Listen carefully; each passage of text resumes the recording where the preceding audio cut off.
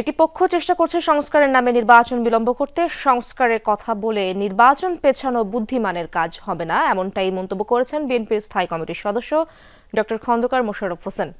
সকালে কুমিল্লায় তিনি বলেন, পতিত সরকারের দোসররা দেশে এবং ভারতে থেকে নানা ষড়যন্ত্র করছে।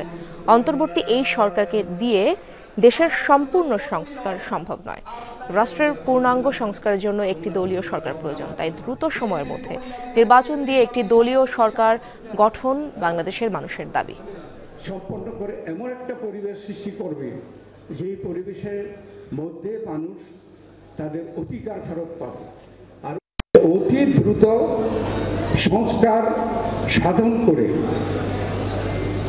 নির্বাচনের রোডম্যাপ দিতে হবে।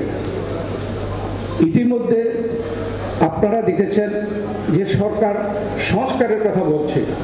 আমরা একটু সন্দেহ করছি যে একটি মহল চেষ্টা করছে যে সংস্কার নাম দিয়ে নির্বাচনকে বিলম্ব করা।